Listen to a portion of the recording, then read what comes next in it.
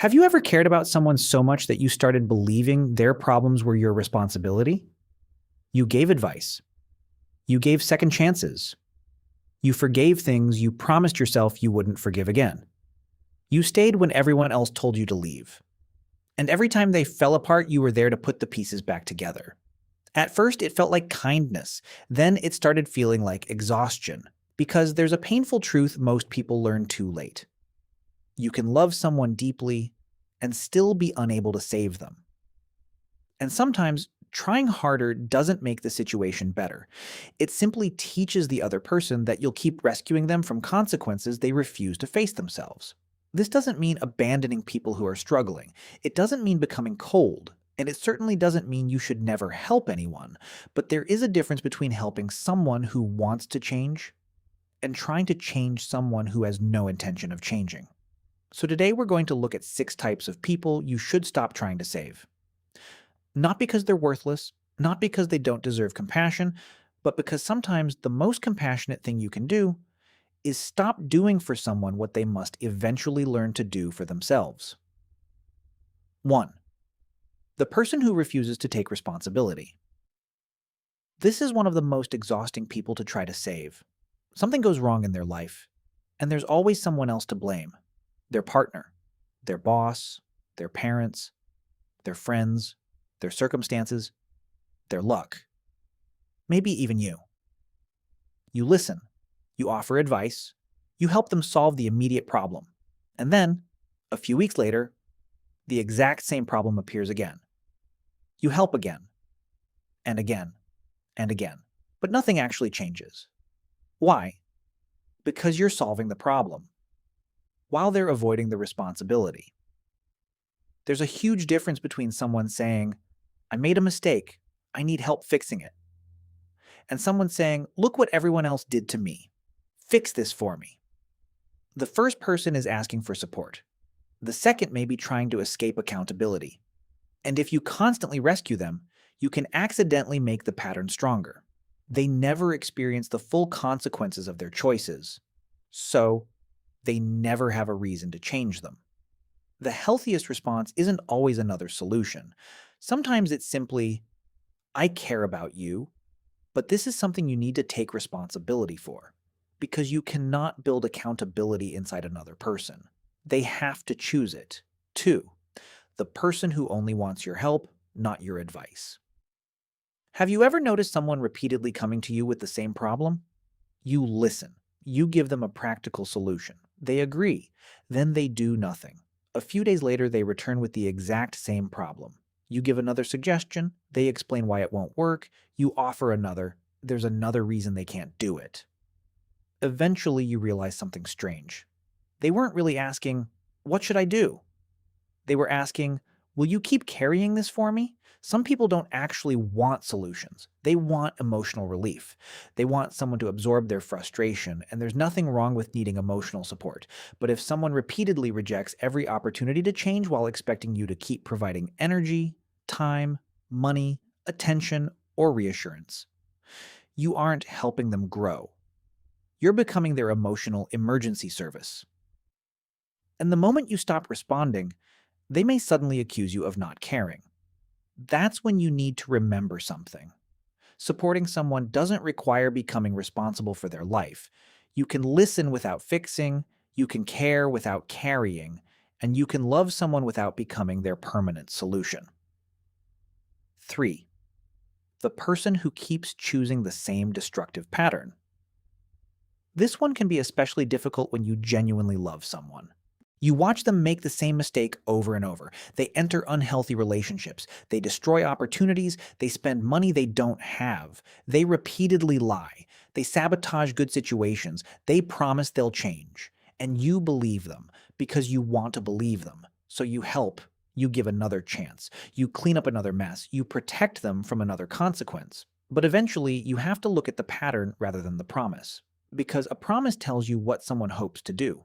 A pattern tells you what they're actually doing.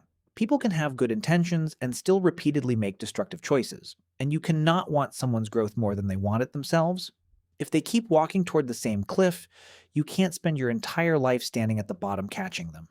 At some point, they have to learn where the edge is. 4. The person who uses your guilt to control you. This person can be particularly dangerous because their behavior may initially look like vulnerability. They tell you how difficult their life is. You feel sorry for them. You help. Then they learn something. Your empathy is predictable. So the next time they want something, they remind you of everything they've been through. If you say no, you're selfish.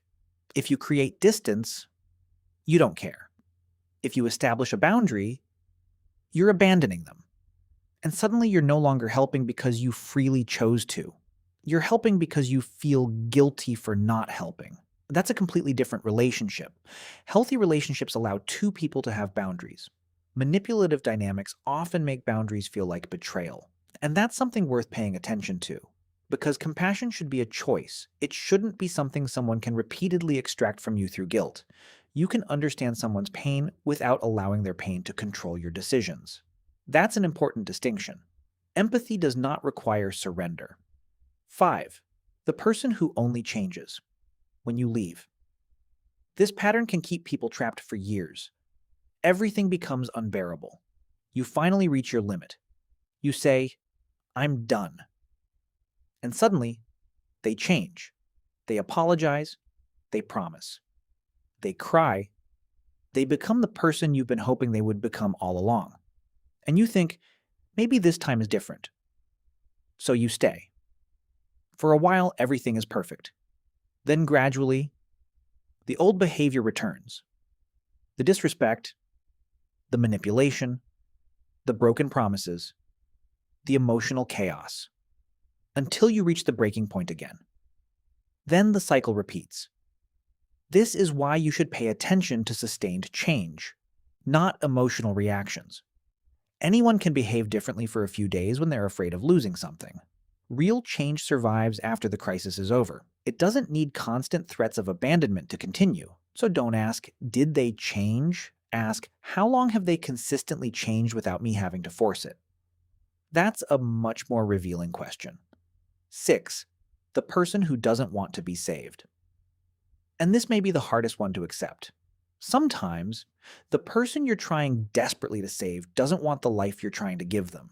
You see their potential. You see what they could become. You imagine the healthier version of them. You think, if they could just see what I see. But potential isn't the same thing as willingness. You cannot force someone to become the person you believe they could be. You cannot love someone into emotional maturity. You cannot reason someone into self-awareness.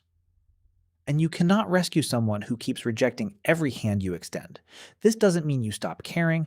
It means you stop confusing their potential with their current choices, because sometimes you're not actually loving the person in front of you. You're fighting for the person you hope they'll become. And that can keep you trapped in a relationship with an imaginary future. So when should you actually help someone? This is where the message gets important. The answer isn't, never help difficult people. That's not realistic. Everyone needs help sometimes. You will need help. I will need help. People you love will struggle. The question isn't whether someone has problems. The question is, what do they do with the help you give them? Someone who genuinely wants to improve may stumble. They may relapse into old habits. They may make mistakes. They may need several attempts. That's human, but you can usually see some form of ownership. They listen. They try. They reflect. They make adjustments. They accept consequences. They don't expect you to permanently carry them. That's the difference. The rescue trap. There's another psychological pattern you need to understand. Sometimes the person doing the rescuing becomes emotionally dependent on being needed. You start thinking, they can't do this without me. I'm the only person who understands them. If I leave, everything will fall apart. And strangely, that can make you feel important, needed, even valuable. But eventually, helping someone becomes part of your identity. You don't know who you are without the problem to solve. So every time they become independent, you feel less necessary. And without realizing it, you may start maintaining a relationship that neither person can actually grow inside. This is why healthy support should create more independence, not permanent dependence. The goal of helping someone should eventually be, you can do this yourself, not You'll always need me. You are not someone's life support system. There's a difference between being someone's friend and being their entire support system.